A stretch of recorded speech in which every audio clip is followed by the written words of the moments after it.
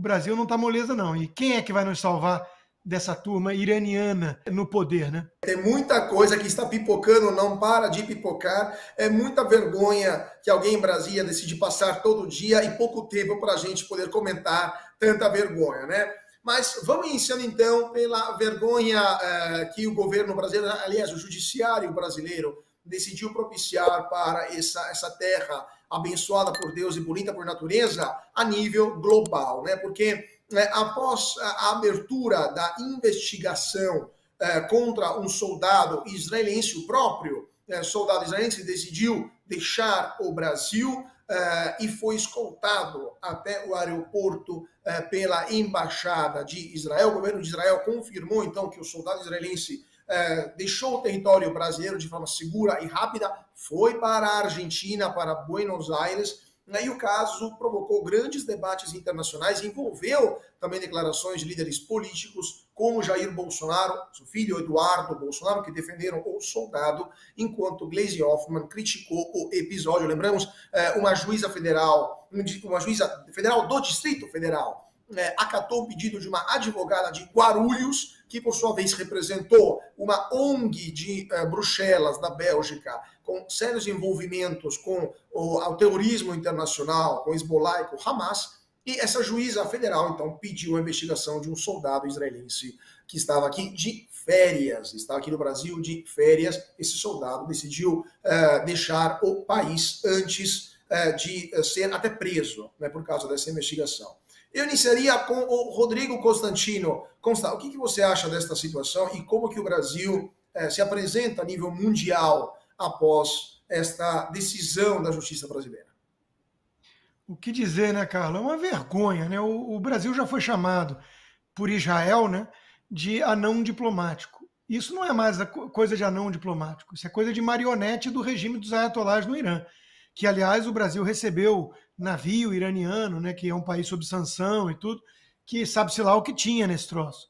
Já sabemos que temos células de terroristas como o grupo Hezbollah, que é também, de alguma forma, ligado ao Irã, operando no Brasil. Isso é coisa de eixo do mal. Quer dizer, acatar um pedido de um sujeito de uma ONG, que já negou o Holocausto, o fundador dessa ONG, que é um cara que defende o Hamas, que é um grupo assassino, terrorista, que estupra meninas, que degola bebês, que mutila idosos, para ir atrás de um militar israelense, para criar a narrativa de que Israel é o problema, de que comete crimes internacionais de guerra. Quer dizer, é uma coisa tão tosca, tão bizarra. O Brasil realmente está virando um troço caricato, né? Quer dizer, nós estamos pegando China, Rússia, Irã, com pitadas de Cuba, Venezuela e Nicarágua, batendo tudo isso, colocando um recheio de Coreia do Norte e apresentando para o mundo um país que não tem mais nada a ver com o histórico do Brasil, com a diplomacia do Brasil. E olha que a diplomacia brasileira é feita há décadas pelos famosos barbudinhos. Então tem uma pegadinha meio, né, progressista, idealista, daquela coisa pacifista boboca, mas nesse nível de provocar Israel dessa forma, e provocou, e parabéns ao deputado Eduardo Bolsonaro, que está se articulando, sim, para defender esses interesses do povo brasileiro, que é amigo do povo de Israel, e que não se sente representado por esse desgoverno antissemita, judeofóbico. Eu faço uma pergunta também à comunidade judaica. Tem uma turma aí da comunidade judaica, claro que não todos, mas que fizeram um L. Esse pessoal fez o L, emitiram cartinha, algumas ONGs, tudo parabenizando Lula pela vitória. Onde é que estão? Quer dizer, isso é uma coisa vergonhosa, isso é inaceitável. A gente fica com a única esperança, Carlos, de que talvez o Mossad esteja perto do limite, né? Porque, de novo, o Brasil não está moleza, não. E quem é que vai nos salvar dessa turma iraniana no poder, né? Quem? Pois é, né, Rodrigo? Temos a turma do Irã e do Hezbollah fazendo o diabo a quatro na tríplice fronteira e tá tudo bem, e quando vem um soldado israelense de férias, até a juíza do Distrito Federal se aciona, né? Mas eu vou jogar, então, a bola para a nossa advogada de plantão aqui, né, Fabi? Queria te perguntar, do ponto de vista jurídico, isso faz algum sentido? Ou a justiça brasileira, inspirada nas cortes superiores, né? Decidiu não só atropelar a Constituição, mas também o direito internacional, na sua opinião? Bom, se tratando de Brasil e justiça, né, eu não tenho nem orgulho de dizer que eu sou advogada, Cauti. É impossível, né, a gente ter esse orgulho. Mas, em relação a o que foi feito a esse soldado, realmente não tem fundamento. Até fui verificar lá, os advogados do outro lado do muro, sabe aquele pessoal lá que assinou a cartinha, né, o grupo do Prerro, fiquei tentando ver, gente, que malabarismo ridículo que estão fazendo. Primeiro, ó, só que o básico, você que é primeironista de direito já está sabendo isso. Se não sabe, já pega que isso aqui é para sempre, tá? Pelo menos em países que têm lei e pelo menos a lei que eu conheço no Brasil. Não sei se está valendo ou não, mas vou contar para vocês como deveria ser, né? Essa entidade tem representação no Brasil? Não tem. Não tem? Então, o fato ocorreu no Brasil ou no exterior? Supostamente ocorreu no exterior e forçando a barra, porque esse soldado não tem nada de TPI, Tribunal Penal Internacional, não tem nada disso, nada específico, nada, absolutamente nada. Né? E a gente vê falando que estão deixando um pouco mais elástico, obviamente, né? O conceito, mas tem lá, logo no comecinho do Código Penal, extraterritorialidade penal. Não, gente, não cabe nem forçando muito a barra, mas muito, muito. Esse cidadão lá de Israel entrou no Brasil como? Legalmente. Ilegalmente estava. Ele entrou como cidadão, não entrou como soldado, não estava em exercício de função, e fica um pouco assim até vergonhoso, um pouco não, muito vergonhoso. Sinto vergonha do Brasil, porque diplomaticamente isso talvez não tenha conserto. Porque não é só a falha em relação ao soldado. Primeiro, eu tenho que agradecer, olha só que ponto chegamos. Agradeço ao Mossad, a inteligência aí, que avisou o soldado e retirou-o daqui antes que fosse submetido às penas do regime, que aí realmente eu não sei dizer quais são, porque regime é regime, tá? Depende, então, muito mais da cabeça dos tiranos. Mas me deu bastante receio e fico feliz que ele não esteja no Brasil. E pior, tem muito a ser explicado nessas relações exteriores aí deste atual governo e desses juízes que estão assinando junto essa coisa esquisitíssima, né, que de justiça não tem nada, que é justamente você priorizar alguns, basta lembrar que teve festinha do Irã em navio iraniano, e aí quando eu também me lembro da cena, acho que uma das mais patéticas do ano passado, de Geraldo Alckmin, lá naquela festa dos homens mais terríveis da humanidade atualmente, né, alguns já foram para baixo, na minha opinião, e os que estão vivos, Geraldo é um deles, mas estava lá, né? Com aquela cara de sempre e uma grande vergonha para o Brasil, e eles estavam gritando o quê? Morte à América. Então são esses que estão no poder, organizando o Brasil, parece para ser entregue, né, a narco-estados e para essas tiranias.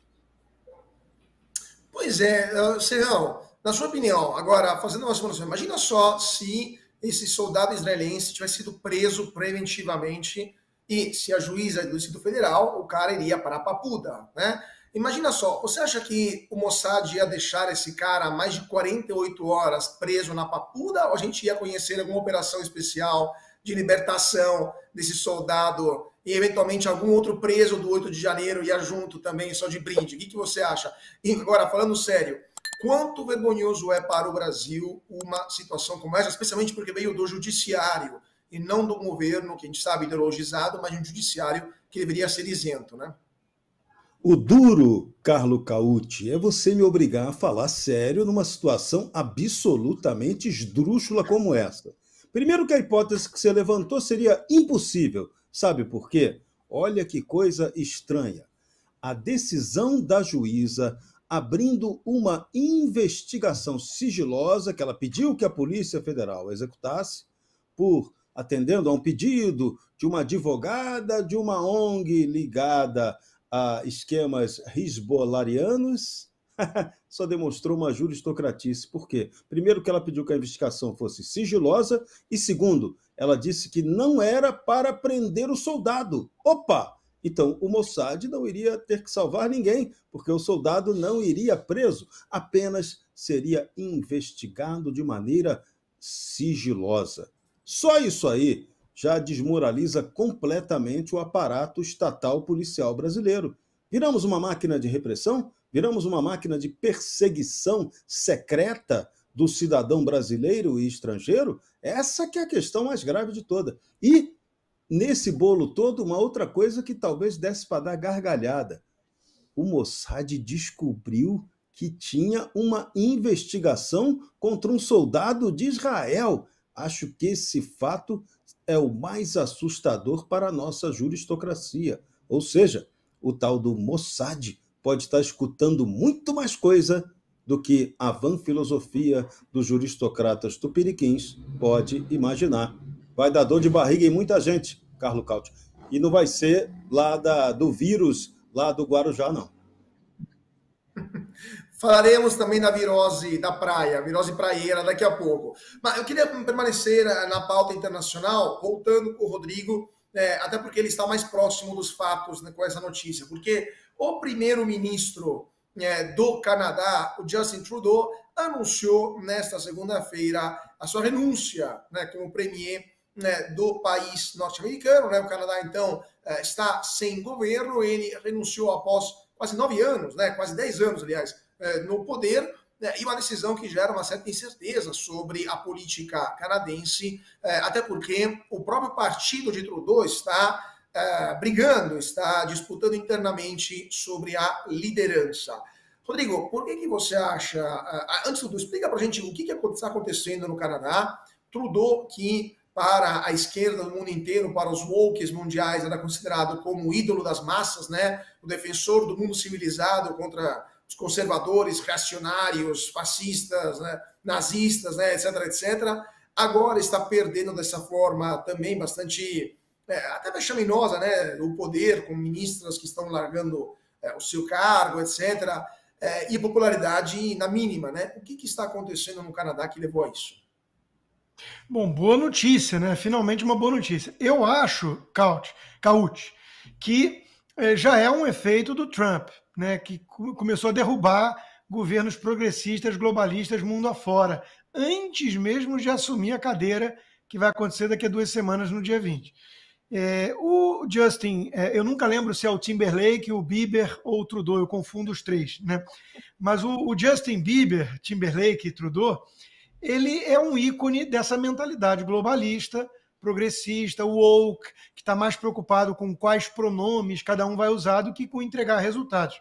E a esquerda tem esse problema, né? Ela fica lacrando, ela fica sinalizando falsas virtudes, ela fica vivendo nesse mundo estético de aparências, ela só não consegue entregar bons resultados. É por isso que a impopularidade do Trudeau bateu recorde. 60%, segundo a última pesquisa, reprovam o seu governo. Durante a pandemia, nem se fala. Ele mostrou ali que é uma espécie de filho bastardo do Fidel Castro. Muita gente fala, né, que tem essa teoria da conspiração aí. Eu não estou preocupado com o lado biológico, mas intelectualmente falando, ideologicamente falando, ele é um filho de Fidel Castro. E ele mostrou isso na pandemia. E infelizmente, ele carrega esse partido, ele carrega esse nome, né, Partido Liberal, que no mundo norte-americano, digamos assim, virou sinônimo de esquerdismo. Não tem mais nada a ver com o liberalismo clássico, que quase todos nós aqui somos simpáticos, né, com um legado de grandes pensadores e tudo mais. Eles defendem o oposto, menos indivíduo e mais coletivismo por meio do Estado, de um controle de cima para baixo, essa visão bem globalista que dispensa a democracia, a participação do povo, a soberania nacional. Eles não ligam para essas coisas. Para eles isso são afetações de reacionários que não entenderam o papel da elite ungida de tecnocratas e políticos que vão empurrar a história e recivilizar o país, né? Eu sei que pareceu o Barroso falando, mas não é mera coincidência. Então, é exatamente isso que ele fez ao longo dessa longa década de gestão à frente do Canadá e está colhendo os resultados medíocres, para dizer o mínimo.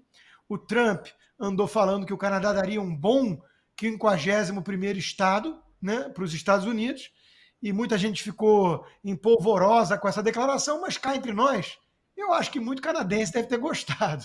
E eu acharia bem bacana, viu, anexar o Canadá e os Estados Unidos ficarem um pouquinho maior e mais frios, né, e eu poder ir lá para Vancouver, Quebec. Eu andei indo visitar os lagos maravilhosos do Banff, né, É um lugar muito agradável para visitar ali perto de Alberta e tudo.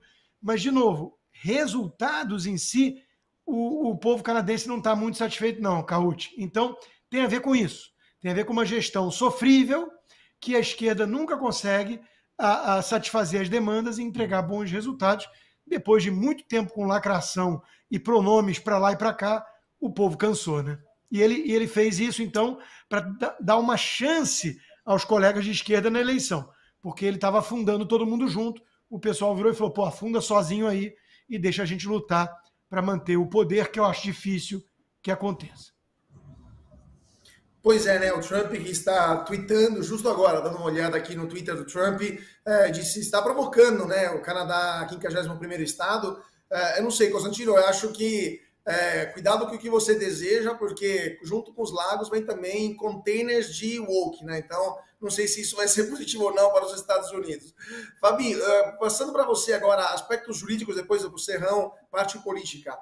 Recentemente, Trudeau foi muito criticado por, além da atuação liberticida durante a pandemia, ele acaba de aprovar uma lei que basicamente prende quem for acusado de crimes de ódio, né? Prisão domiciliar para quem praticar crimes de ódio nas redes sociais. A primeira pergunta que te faço como jurista, existe o conceito de crime de ódio ou é outra invenção da esquerda? E na sua opinião, o que a esperar do Canadá após o fim de um governo como esse? Será que tem volta quando a gente tem um clima tão liberticida? Tem como reverter isso? Ou uma vez que abriu a porteira, não tem mais volta?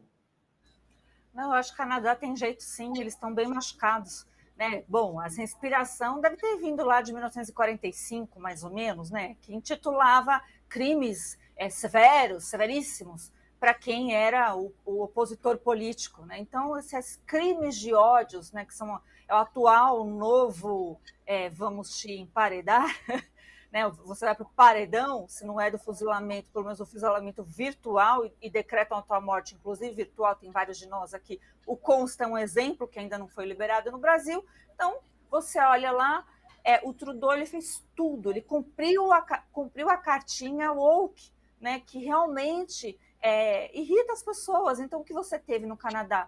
Um excesso de realidade, olha que maravilha. Nada como a realidade para colocar todo mundo no pé do chão e observar que não adianta essas pautas woke quando deprecia, né, coisas tão importantes como, por exemplo, a própria liberdade. O Canadá foi uma das políticas mais severas que tivemos na pandemia. Trudeau sorria, né, enquanto o povo gemia e sofria.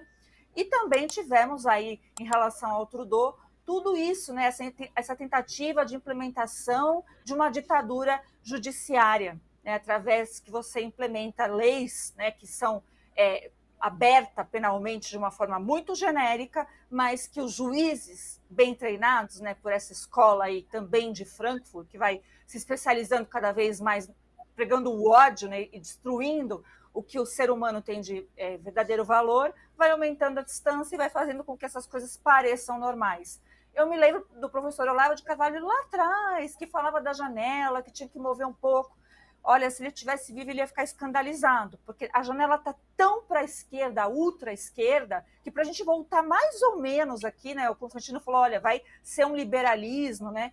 Pelo menos acho que esse ódio aí, verdadeiro, porque as pessoas podem e devem sentir isso a um representante político que só fez meleca lá como primeiro-ministro, todos esperam, então, que agora venha bem a vertente da direita, né? Então, ele perdeu aí, ele deixou também a presidência do partido, mas eu acho que vai ser como ocorreu nos Estados Unidos, uma onda de conservadorismo só para poder voltar a respirar, né? Tomara aí que seja bem conservador mesmo, vai ficar aqui a minha torcida.